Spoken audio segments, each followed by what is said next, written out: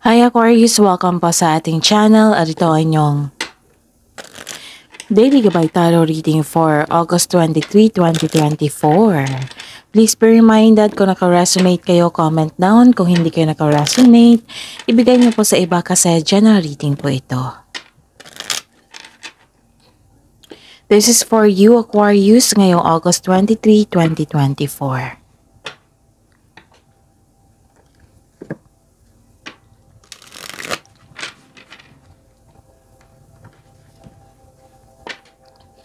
Maraming salamat po sa inyong patuloy na suporta at maraming salamat din po sa mga hindi nag-skip ng ads. Gamitin ang reading na ito bilang gabay lamang sa mga hindi pa nag-subscribe, subscribe na po kayo at click bell notification para malaman nyo na may bago tayong video. Para sa mga gustong magpa-reading po, may lumabas dyan sa screen nyo ngayon.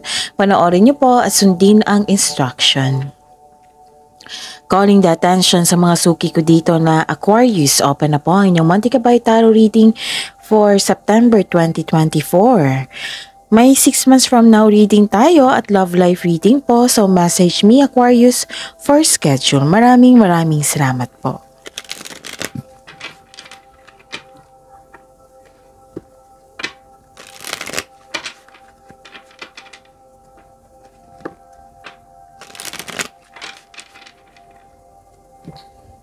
Para po ito sa inyo, Aquarius, ngayong August 23, 2024.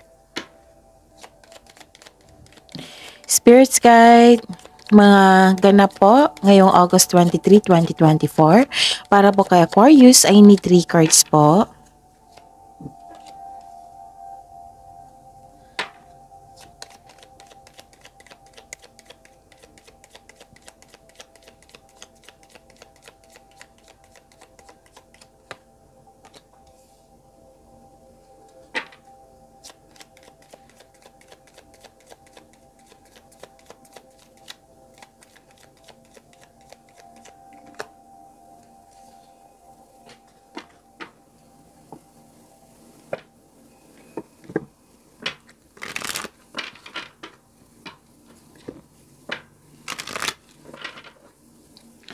Spirits Guide, mensahe nyo po para kay Aquarius ngayong August 23, 2024.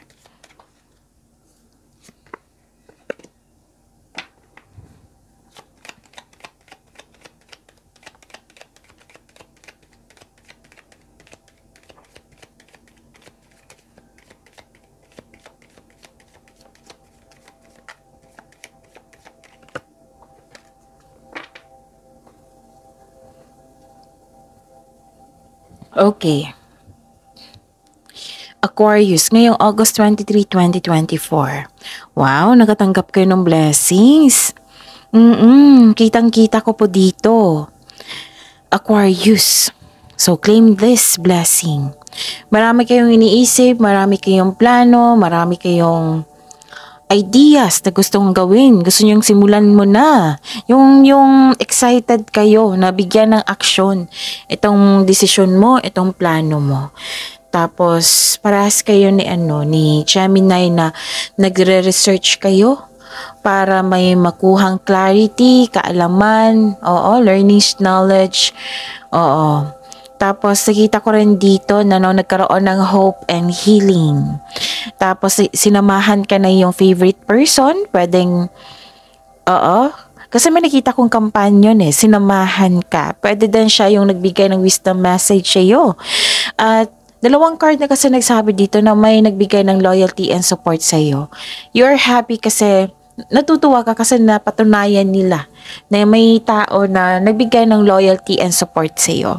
And some of you kaka-hire lang as katiwala.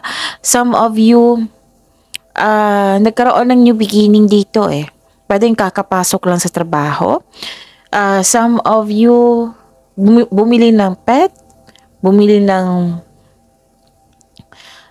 bagay. At yun. Nakikita ko rin dito na may kausap ka. Pwedeng elders din ito. Elders na nagbigay ng wisdom message sa iyo, nagbigay ng suporta sa iyo. Parte ito ng maturity mo. Okay? It might be nag-connect ka sa nature ngayon or nag-motivate kayo. Baka gusto nyo salt bath. Purification activates vibrant life force. Okay? And busy kayo. A breakthrough is at hand.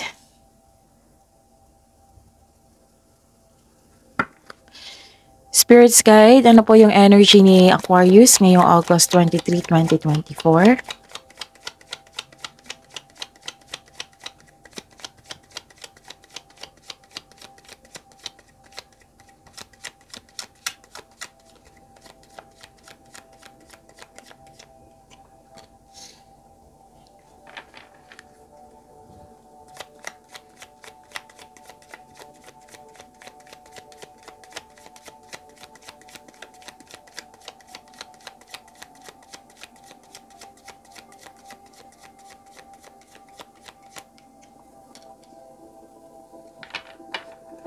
Okay. This is a daily reminder para hindi nyo makalimutan, para hindi nyo para hindi kayo maguluhan or malito. Panoorin nyo po yung last 4 days Gabay Tarot reading nyo po. Like for example, napanood nyo ito ngayong August 23, 2024. Panoorin nyo po yung 22, 21, 20, 19. Kung may nakita kayo or narinig kayong repeating message, kailangan nyo po iyan bigyan ng atensyon. Kung maaari po, bigyan niyo po ng solusyon at aksyon. Again, calling the attention sa mga suki ko dito na Aquarius, open na po ang inyong Monthly Gabay Tarot reading for September 2024. May 6 months from now reading tayo at love life reading po. So message me, Aquarius, for schedule. Maraming salamat po. What is your energy? Okay. Nakikita ko dito na wow. Another card. Oh. 'Di ba sabi ko sa inyo na happy kayo. Oh. May nakita din akong happiness dito. This is fulfillment po. Nagkaroon din ng pagkakaisa. This is completion of cycle. Granted po yung manifestation nyo. May fulfillment po sa pangarap. Wow, ang ganda naman. Claim nyo to, Aquarius. May kasiyahan at kagalakan sa mga bagay, ukol sa pamilya at kaibigan. So this card focuses on achievement of a level of love and success na nagbibigay sa iyo ng katahimikan or serenity, satisfaction at pasasalamat. Ang ganda. Success in workplace and home, oh. Nakikita ko dito. Maraming nagbigay talaga ng suporta sa iyo. Third card na po ito nagsabi na maraming nagbigay ng suporta sa iyo. So, ang sabi po ng card dito, i-acknowledge mo ang nagbigay ng suporta sa iyo. Yes. May bala kayo mag-change career or magtayo ng negosyo? Marami talaga. Maraming nag-support sa iyo. Maraming humahanga sa iyo. Wow.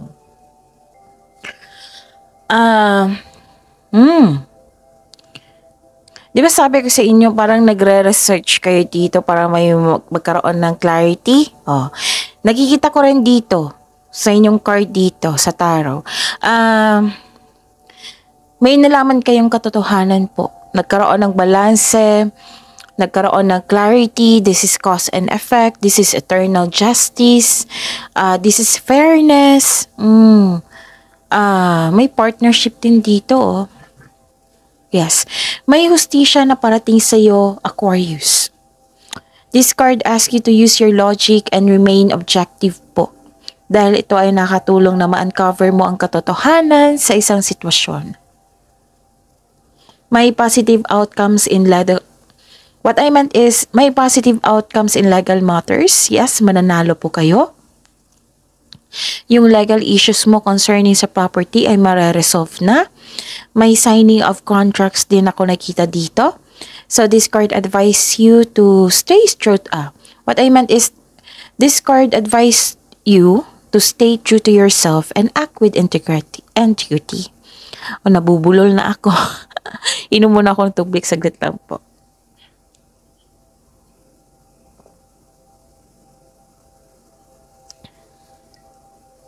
So again, this card advise you to stay true to yourself and act with integrity. Have faith ng imbalance na sitwasyon are now working out in your favor. Ah, ganda. Use your intuition ha to set your moral compass po. Yes, may magaganap na signing of contract. May challenges, yes. Pero huwag kayong mag-alala kasi positibo naman ang yung outcome po. Kung nagkaroon ng negotiation, pasensya na po, bulol ako ngayon ha. Kung may job interview or negotiation kayo ngayon, magiging successful po ito. Magkakaroon talaga ng balanse dito kahit sa kaperahan nyo. At mai-improve pa ito. Ang ganda ng cards nyo ngayon, Aquarius. Ang ganda po. May magkakaayos din dito, oh.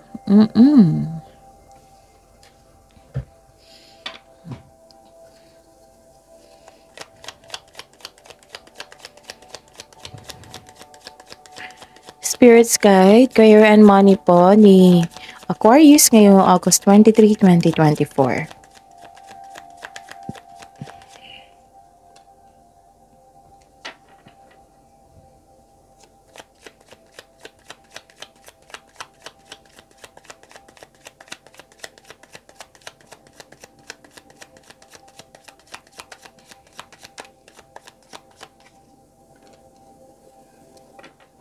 Okay. Sa career and money niyo to ha. May nakita ko dito.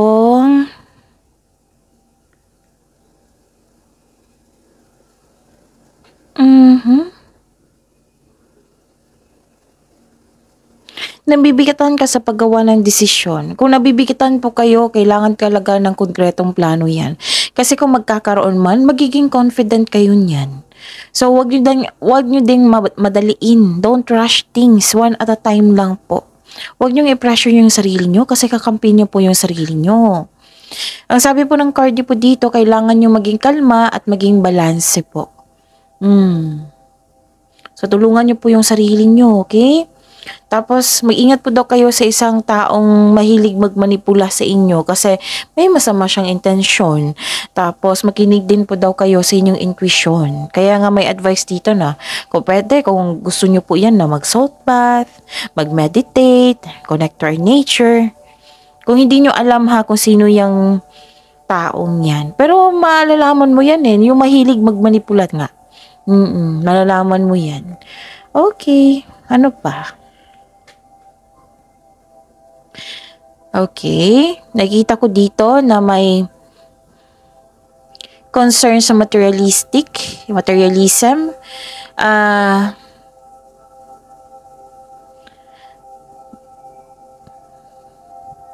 Okay.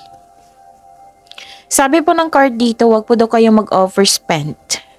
Overspend sa trabaho, sobrang babad sa trabaho, nawala ng time sa sarili at sa pamilya. Wala namang masama na mag-focus kayo sa wealth and possessions po. Pero pagbalanse po ang kailangan po dito Ang sabi po ng card.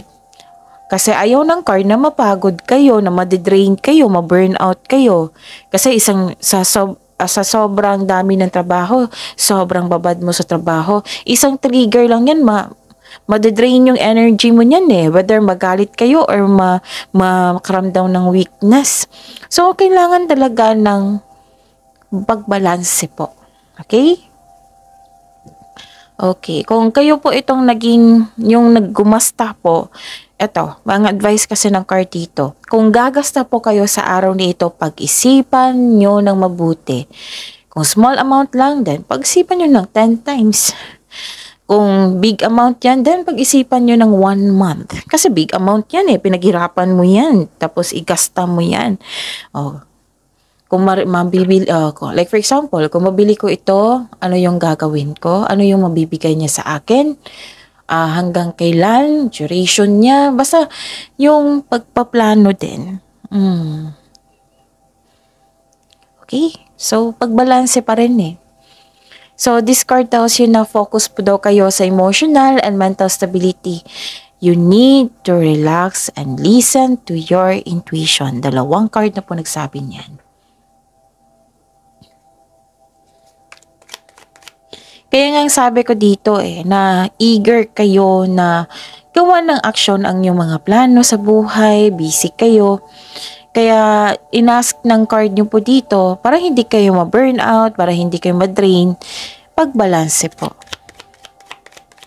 Spirit Guide, Love Life, Self-Love, Partnership, and Romance ni Aquarius ngayong August 23, 2024.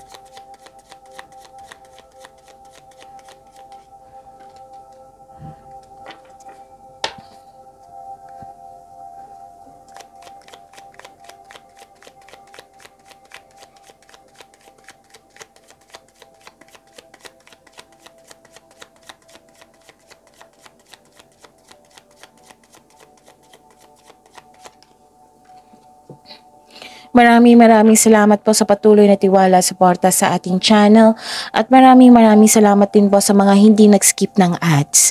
May lumabas dyan sa screen nyo ngayon, panoorin nyo po. Kung gusto nyo po iyan, then follow instruction. So, wow! I think lumabas din ito kahapon sa inyo, Aquarius. Yes, nagkaroon ng generosity, nagkaroon ng wealth. Okay. Sa mga singles dyan, may maging partner po kayo na financial stability. Oo, meron na ganyan, financial stable at sobrang generous na parating sa inyo. Wow, swerte naman, Aquarius. Or pwede din na, pwedeng kayo ito. Kasi nakita ko rin dito, nakita ko rin kahapon. Yes, kasi maalaga kayo sa inyong kaperahan. And, pwede din na-reach mo na ang financial maturity.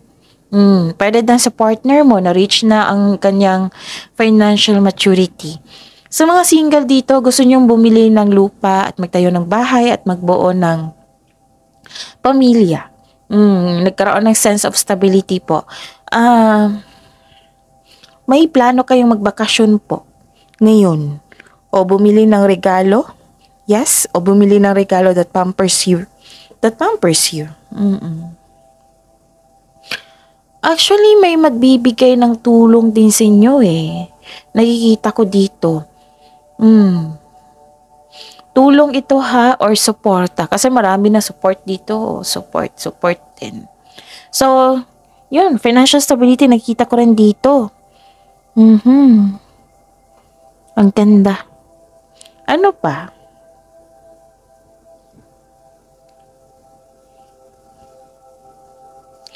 Nakita ko rin dito, pilitin nyo po daw ng huwag ma-disappoint sa delay kasi may dahilan po yan. Sabi po ng card. Okay, delay sa parating ng tao, bagay, mensahe, pera ba, or bagay, ganun. May dahilan po sa delay. So, maghintay, magbigay ng unawa, sikapin yung huwag nyong ma-disappoint.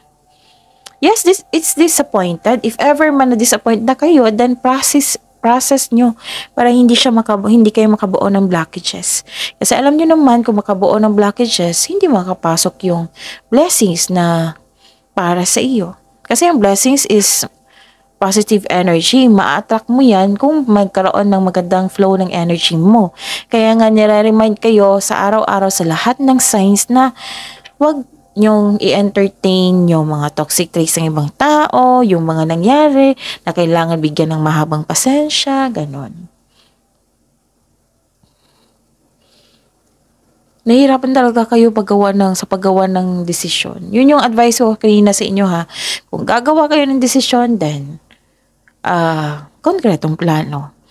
Mawawala yung hesitation nyo po. Kasi lang hanggang dito lumabas po. Parang lalabas kayo ng comfort zone, no? Yes.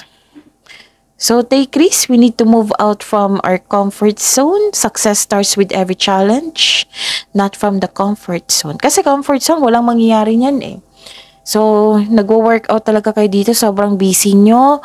At maraming pera. Wow. Financial stability talaga, nakita ko dito may justice din na naganap. Ganda-ganda ng cards nyo ngayon. So, iwasan nyo lang talaga yung mga posibleng mag-create kayo ng blockages yon. Attract positivity, magkaroon ng positive affirmation. Importante talaga yan. Okay? Kasi makatulong yan sa mga goal mo sa buhay kasi gumagawa ka ng paraan dito eh. Movement para magkaroon ng bunga. So, yun. See you tomorrow, Aquarius. Please like, subscribe, and click bell button for notification para updated po kayo sa daily tarot reading natin. Maraming salamat po.